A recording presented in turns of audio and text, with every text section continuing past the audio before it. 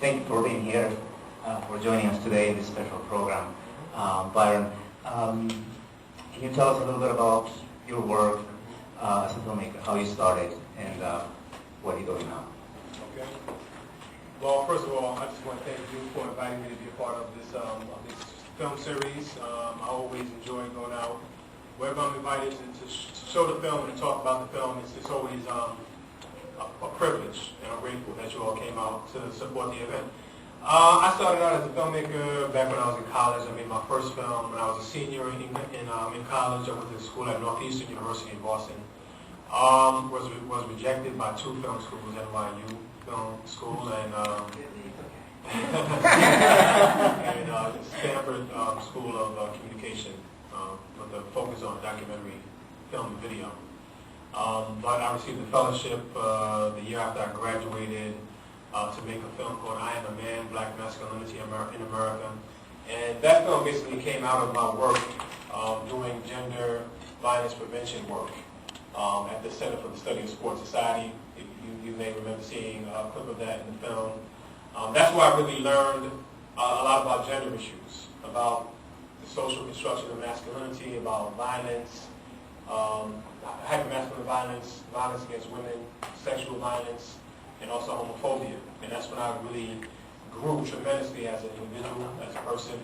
And I decided that I wanted to make films that sort of examined gender in all of my work. And so that job that I got when I graduated from school was critical in my development, you know, both as an intellectual, but then also as an artist as well, because it would inform the kind of work that I would do for the next several years as a filmmaker. So I'm very fortunate for that experience.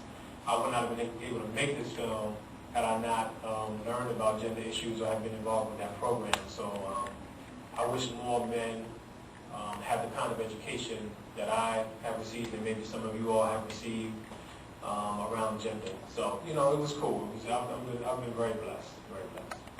Thank you. And so for you, it will be the same question. Just tell us a little bit about yourself. I'm getting feedback about myself. So, go ahead.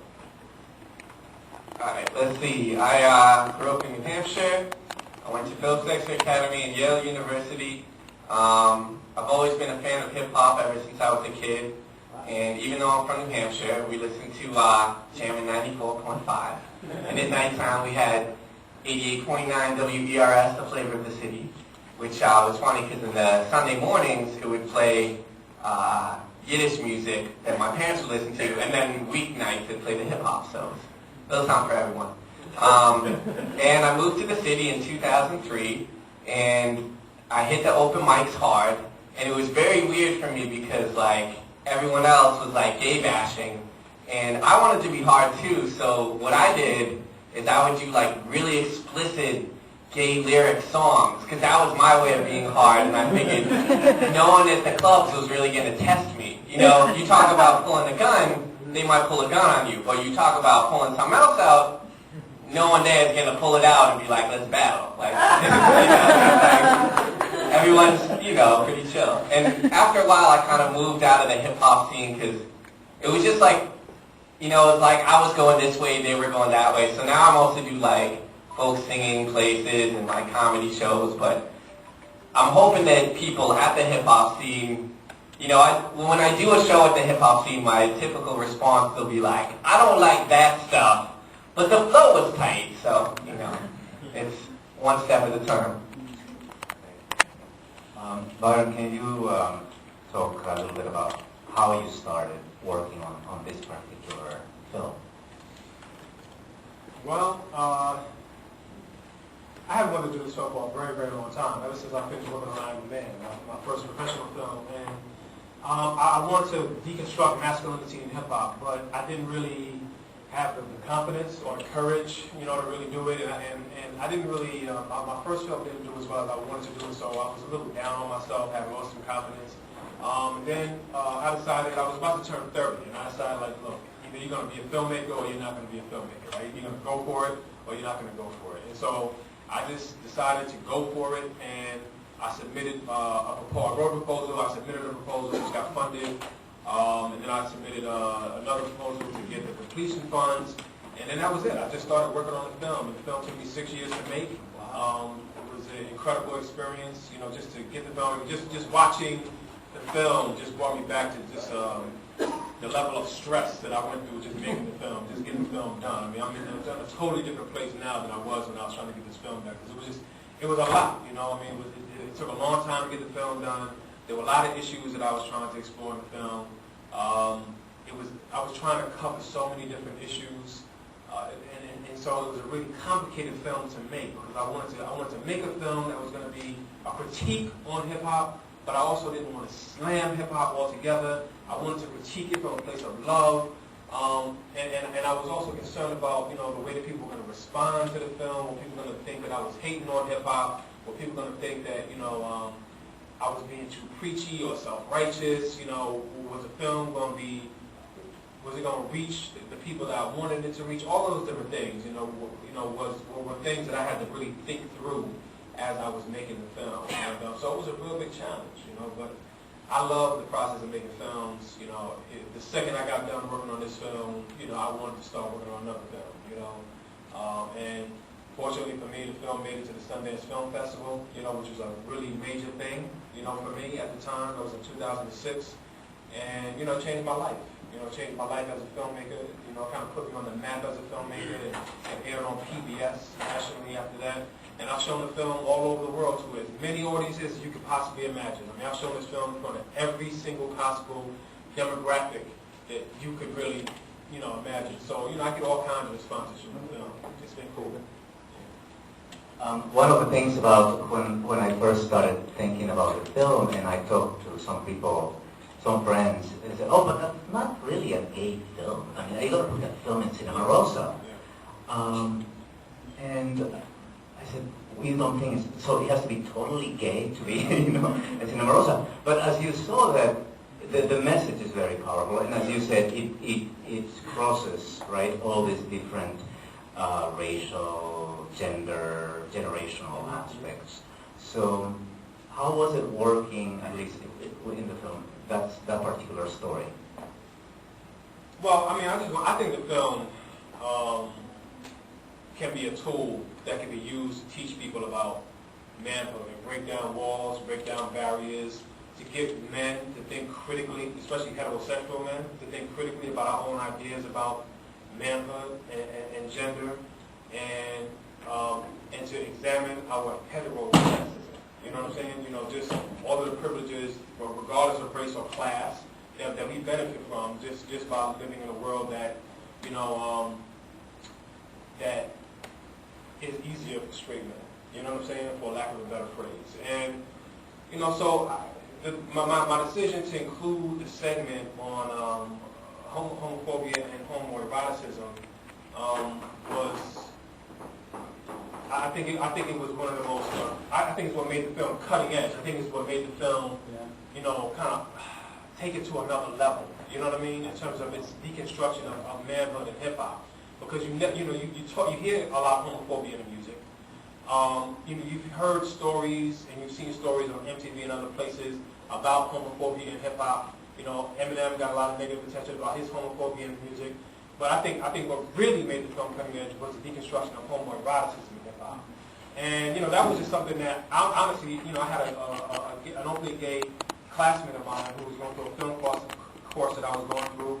And, you know, one day we were just sitting in class, and he was a hip-hop fan, I was a hip-hop fan, and I was in class one day flipping through my hip-hop magazine, the Source magazine, and he started pointing out all of these images and all of these rappers that, you know, he thought were gay. You know what I mean? Gay rappers. And he was like, "Oh, he's definitely gay. He's clearly gay. You can't see that this guy is gay." You know, he would point out all these different visual images that he would describe, you know, were homoerotic images and homosocial images. And so I was just like, wow, this is really incredible. I never really thought about it like that before. And so I just thought that it would be real cutting edge to include that aspect in the film, to like really get people to think about it. You know what I mean? Especially straight guys. Straight guys don't really think about this stuff. You know what I'm saying? At least I don't think so. I mean, that's my personal opinion. And so the response that I get is always very, very interesting. Some people I can see people get a little bit uncomfortable when that segment comes up. Especially straight guys tend to close up a little bit. You know what I mean? I noticed that it makes people uncomfortable. Some people are so uncomfortable that whenever they have a release or an opportunity to laugh, they'll laugh because they're masking their discomfort, or that some people will blurt out certain things that are clearly homophobic, right? But when I'm in the room and I see this happening and I'm in a Q&A discussion, I will talk about this and I'll challenge them and I'll get them to talk about what made them feel uncomfortable, what made them laugh at that particular soundbite, what made them laugh at this particular person, or the transvestites who are walking down, walking after hip hop, event. So I mean, to me, it's all about pushing people and prodding people to think. You know what I'm saying? And to challenge their own ideas about what it means to be manly. And for a lot of straight men, and maybe some women, if you're gay, you're not a man. You know what I'm saying? But I just miss that, and I know a lot of queer men dismiss that as well. And talking about breaking that stereotype, right? Breaking the archetype of the rapper. And so this would be for you. How was it to be out there in front of an audience and delivering this message that is not so common in hip hop? It's a little bit scary. And then it was like a whole emotional arc for me because I started out doing, I'm not going to say like hardcore stuff, but it was like I was focusing on just being goofy. And, I did like my song about growing up in Kensington, New Hampshire. And, it was like a fun time and everyone enjoyed it. And then like the moment I left the hip hop show, I would just burst into tears because I was like, this, hip hop music, any sort of art is like creative passion. And if you can't be honest with your whole life, I felt this huge need. I had to tell them that I was gay. And it was just like this whole thing where like, I would do like a subtle hint. I'd do like a song that's like, 20 minutes long with one word. I'd be like, cute guy, like slip it in. And no one would really even notice. They'd be like, no, cute guy, yeah. And then like I did a track and another MC like after me was like, did you guys realize that dude 3 dudes ago was like talking about being gay? And like no audience responses. They just kind of like were like whatever. And then it was just funny. Then I did this song where like I had a line and it was like, turn around, it's time to do a rough. Don't worry, you'll get your chance soon enough. And like the host was like, damn, and people were like, but they still didn't really get it. So finally, we were doing this show in the meatpacking district, and I had this like dude come who was sign languaging, and he was signing, and he brought some of his friends, so it was like me and my posse of like 6 people, and I did a song of mine, which is on the Lemonade Incident. One of my number 1 iTunes downloads. It's called Sucking Dick. And I figured if they don't get it by now. So and the best part is like the dude in sign language is like scared shitless because he doesn't go to hip hop shows. And during the chorus he's going like and so like they like people jumped up on stage, half the audience burst out laughing, the other half was like, I'm gonna dead this dude.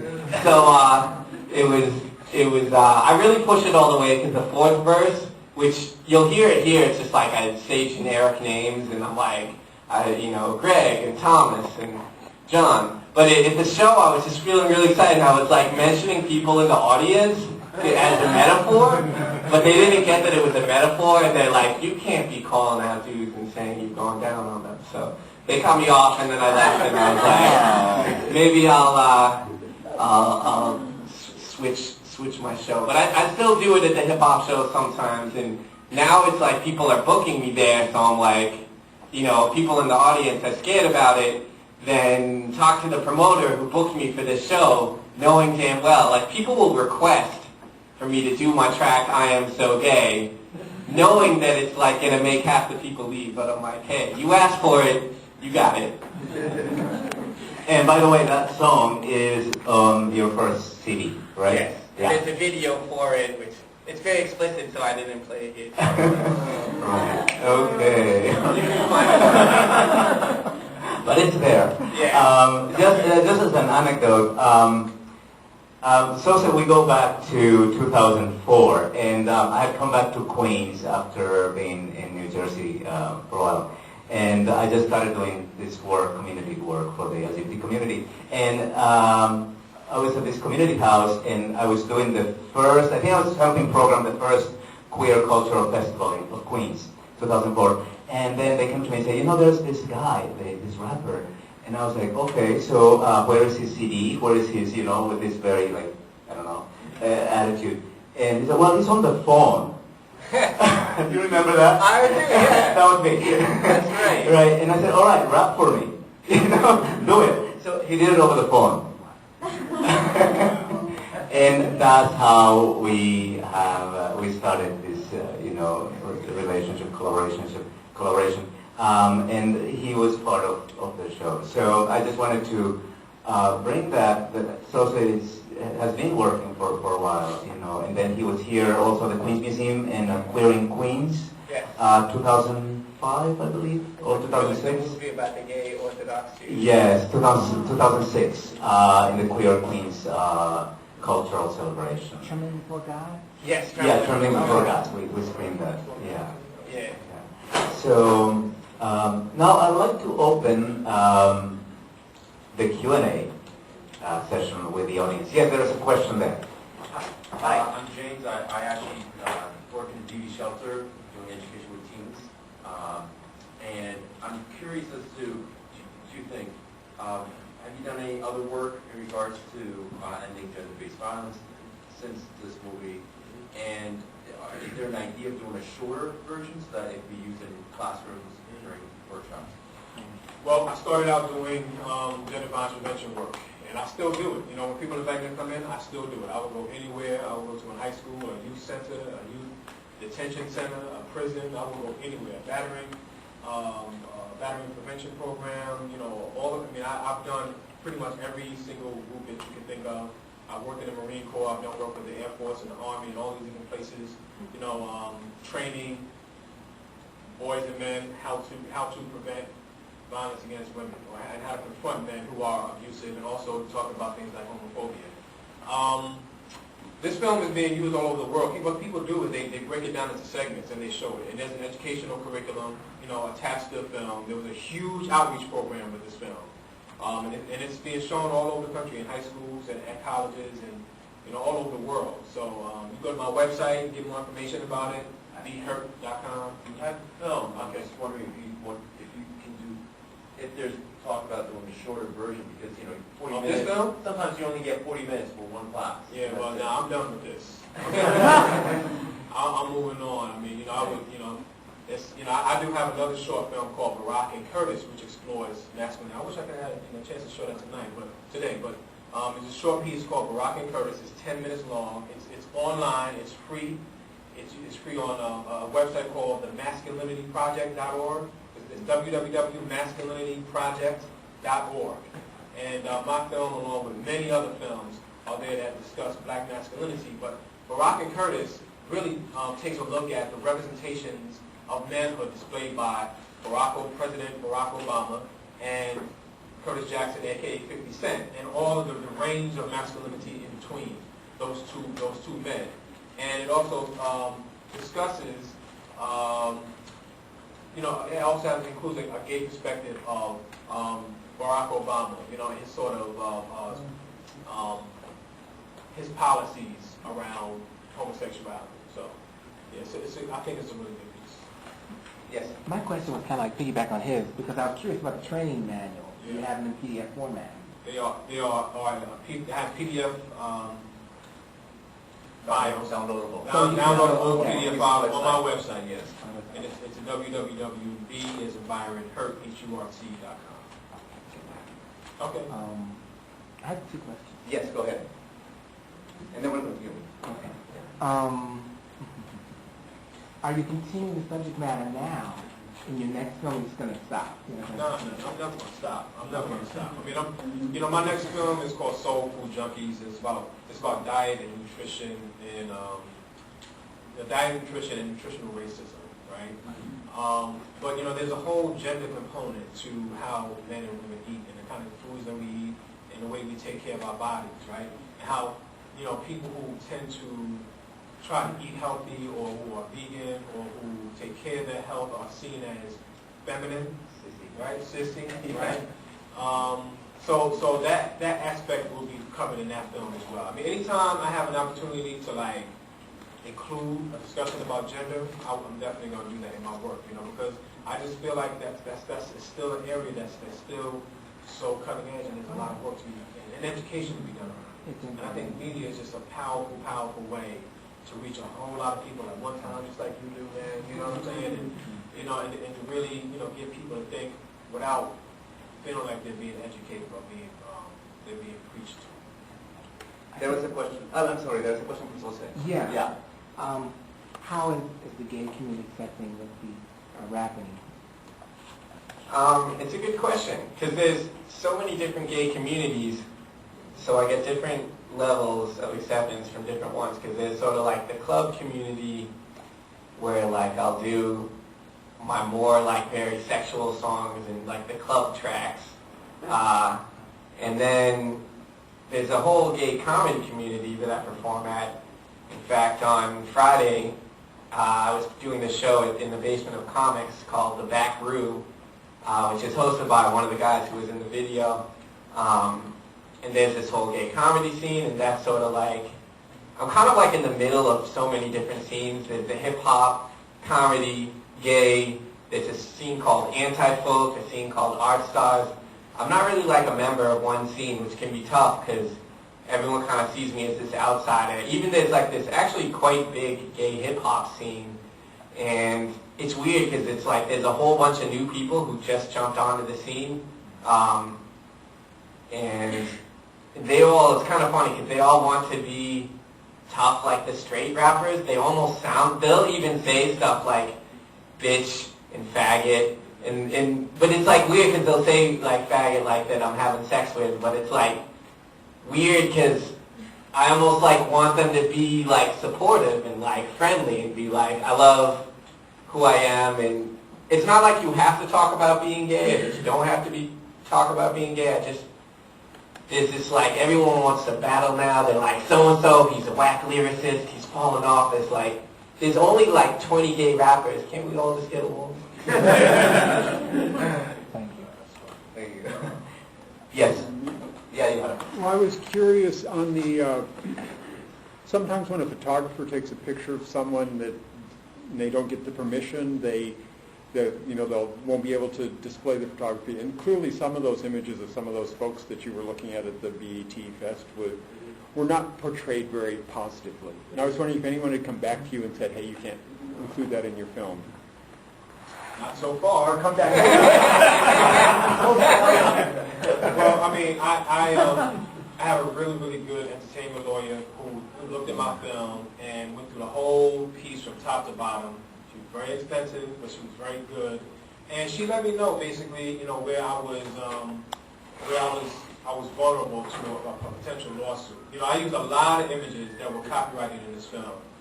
All of the video images, a lot of the music and stuff like that, but it has to fall under what is called fair use. And fair use enables you to use a copyrighted material for social critique, or if it's historical, there's some historical uses where you can use copyrighted material. And so we went through it, with a fine-tooth comb, and the whole thing about fair use is that you can only use as much as necessary to make your editorial point, right? Nothing longer than that, right? So it has to make your point, and then you have to move on. But for some of the individual people that we shot, we did the best that we could while we were in the field to get release forms, from everybody that we shot and stuff like that. And other stuff, people that we couldn't get, like people walking down the street and all that kind of stuff, you're basically covered as long as you're in a public place. By virtue of the fact that people are in a public place, you pretty much have the right to shoot images. Now, it's becoming increasingly difficult to do that because we live in such a litigious society. You know what I mean? People will sue you for no reason, little to no reason, right?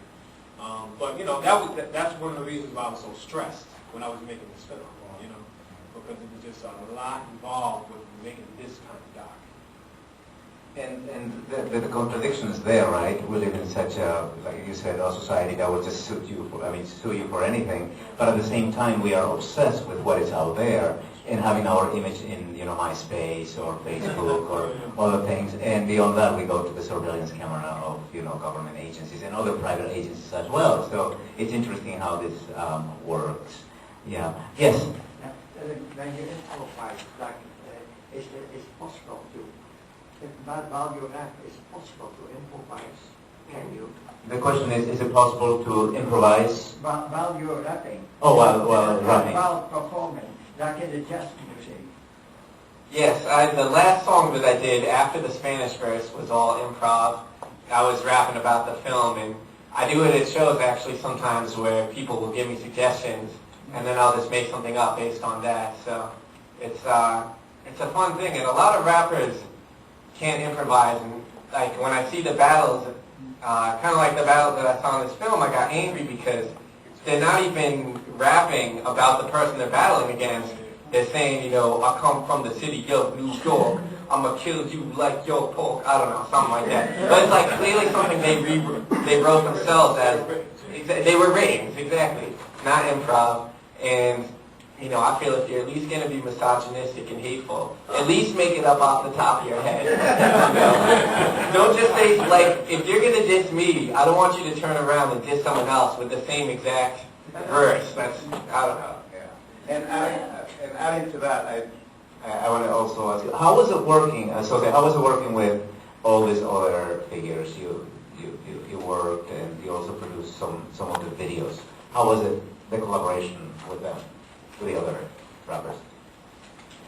Oh, it's been a lot of fun. I basically just like a couple of years ago decided to start shooting videos, and New York's this amazing place where you post up, you say, I'm doing a video, I need a bunch of people to come and do jumping jacks for 4 hours. They'll do it.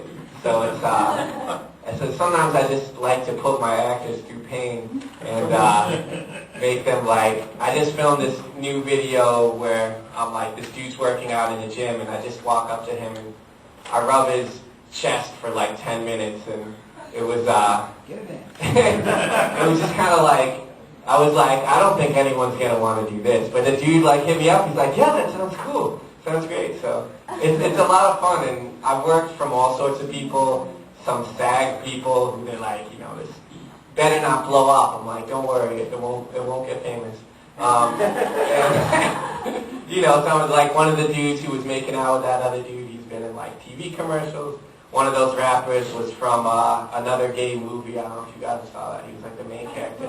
He didn't want me to say his real name though, because he's like, I'm trying to get out of gay film. And I didn't want to say it. You said it. Yeah, but it's not written on the internet, right. So we're okay. But it's a lot of fun. I love New York. That's why I'm here, because land of opportunity. Get to do awesome shows like this.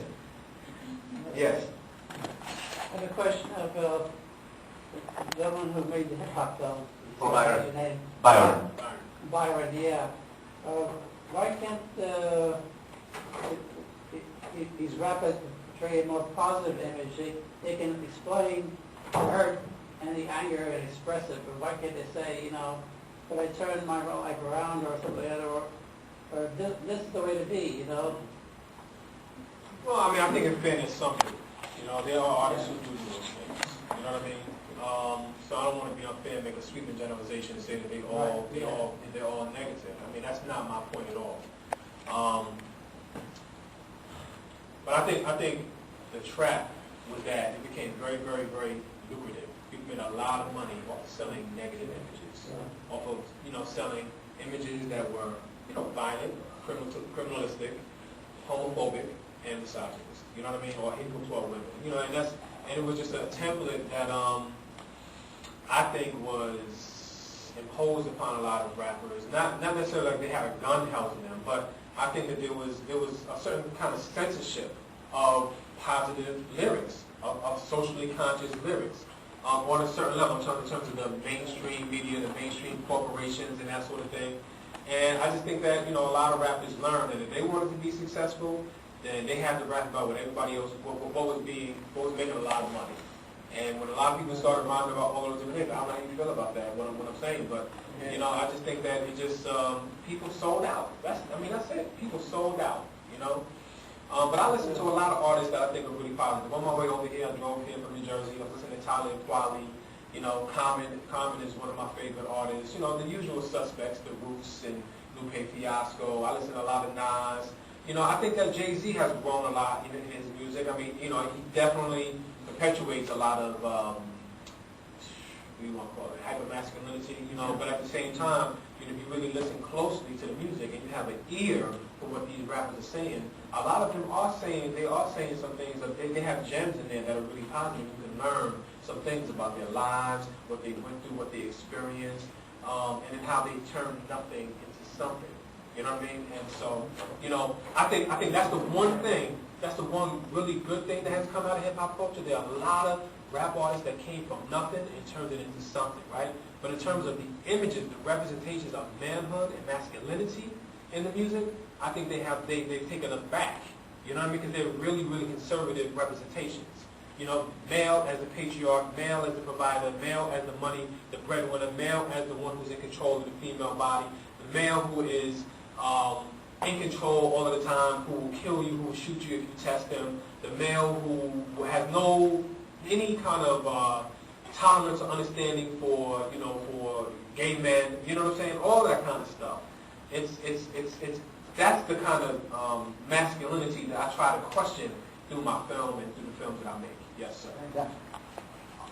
Now that I hear you talking after seeing the film, Yeah. is there a possibility that even in what you call trash, the rappers, the negativity, could there be a possibility of something positive in terms of people who are bottled up there, unable to even sort out their own feelings, can actually unleash all those thoughts out there with those rappers?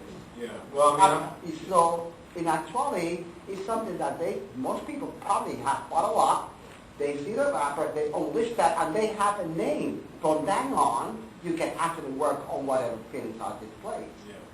Am I making sense of that? You made it From the very positive perspective. Well, it's good to be positive and look at things from a positive perspective. But, I think there's a positive aspect to that. I know that Eminem has talked about that, in terms of, releasing. A lot of artists have talked about that. Busta Rhymes talked about that, being able to close the door in the studio, and you make it the same way. And you release, you know what I mean? The problem with that, though, is that not everybody understands that, right? And when you have a certain level of, you have a platform, you have the microphone in your hand, and when you're famous and you have a lot of influence, your words have power. They have a lot of power. You know what I mean? And sometimes people can't make the distinction between what you're going through as an individual, you know what I mean? And like their own lives and how they should, who they are. A lot of people are struggling with their own identity. They like to identify with people who they think, are cool, positive, have money and respect and all those different things. And so they may not be negative, right? They may not even have those thoughts, but they may internalize a lot of those thoughts because of the influence and the power of the music. And also, if we think about the history, if we think about the history of hip hop, right, it gives a voice, right, to a lot of people. So, adding to what Byron said, it's not all negative. It comes from a need, right, when it first started to express something. And of course, it's not only hip hop that is misogynistic and homophobic. It's our society, and our society is visually, communicates through visuals. The whole idea of, that the film is worth. So, if that makes you money, then many, not only rappers but many artists will explore that. Yes, there was a question. Yeah, so you were behind I Am a Man. I Am a Man. That was on PBS, right? It aired in various places. Okay, I think that was awesome. And there was a section where guys and black men were talking about being viewed as feminine. Yes. Actually, I like this one too, but I remember that one specifically had had more of a component Yes. of, queer men Yes, it talking did. about, out there, people seem to think that they're not a man, Yes, absolutely. men because they're queer. So, that's a great film, and I highly recommend that doc too, as well. And both those films can be gotten through your website? Yes, my website is thehurt.com. D as in boy, hurt like pain.com. And and if you can order both of those videos on my website. It's also available at www.mediaed.org. I appreciate you watching the film and remembering that. And I think somebody asked me a question about whether or not I was going to continue to explore these issues in my films. I mean, I think like as a filmmaker, I think everybody kind of you want to make your mark as a filmmaker. And I pretty much made a decision that this is the kind of legacy that I want to leave as a filmmaker. That I've explored these kind of issues. Like Ken Burns explores American history and race and that sort of thing. There are other filmmakers that explore race. I want to be the kind of filmmaker that explores race, class, and gender in American culture and around the world. And hopefully that will be the legacy that I leave as a filmmaker. There's something else, just a comment. It's interesting just watching this and just thinking about different communities and so forth. And people often point to hip hop, and the problems that with gender issues and other issues. But a lot of these issues are pervasive in all kinds of communities. And I look at the queer community and I think those same issues exist. Like maybe some people don't know because they're not, and they don't see all aspects of our community. But I think of that kind of hypermasculinity in the queer community, and I see whether it's with women or with guys, and sort of like degrading, and I see all of that. It would be interesting to, I don't know, see a film that a film that sort of like includes that. While you're talking about sort of like homophobia, but interesting to see it from the perspective of like queer people, and they queer people doing the exact same things. Denigrating other members of the community, and Yeah, some of the films that we have presented in the past deal with that, hate within the queer community and how it's all about the queer body politics, right? What happens when a hyper masculinity guy is portrayed in the media, and when a not so masculine guy suddenly is sitting but next to you? that Right. posturing and stuff that's even in queer Yes. rappers who hardcore queer rappers that's there. When you go to clubs and you see it's just interesting how people, of course, because what they see, the predominant way of being, they incorporate that into their own community, their being the queer community, and they can Right. act out that same Yeah. pattern. Thank you for that comment. And so that brings me to you now, the kind of the queer body politics. I mean, I wonder what, people say, oh, well, he's white. Well, he's gay, white. Well, he's Jewish, white, gay, and doing the rapping. I mean, any comments on that? I'm from New Hampshire. I mean, I pretty much screwed myself over on this one, But I can't really say there are days when I actually am like, I wish I was straight, black, and Christian, because I mean, I am who I am, and I'm proud of my identity, and sure, I probably would sell millions of records and be on MTV, but it's, instead I'm Jewish and gay and white, and I'm a computer programmer by day. I actually have a whole list on my website of like 50 things that make me not qualified to do hip hop. So it's just like, I play the violin, I don't know, so many things. But it was funny too, because like I did a hip hop show and I played the violin at the show, and the host was like, oh, that was beautiful. And then the next rapper was like, yo, I ain't gonna play violin, I'm gonna do real hip hop. Excuse me, I think, you can do both. So to me, it's basically been like, there's always a chance that next week suddenly I'll be famous. You guys will be, yo, I just saw that guy, I can't believe it. But But I'm sort of doing it like I'm going to stick at my day job until I have to leave because, you know, they say don't quit your day job, and I follow that advice. So basically, I figure at this point of my level of success, I've done some amazing fun things. I've toured all over the world. I haven't necessarily sold millions of albums, but I figure I'm having fun. I'm doing the way I want to do it, and honestly, that's what matters to me. It's like, am I feeling good about myself? Do I want to have a false image of someone who I'm not and become a millionaire off of like a fake, being hard and shooting people? I could do that. I could shave my head. I could stop wearing button-up shirts. I could wear the do-rags. Like, most people would think I look like an idiot, but, if MTV groomed me well, I could theoretically be a huge superstar, but that'd just be so whack. That's not who I am, I'd be like, ah! And thank you for being here. Thank you for sharing all this with us. Thank you again.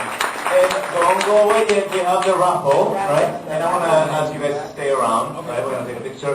I also have a little cap for you. All right, so let's roll the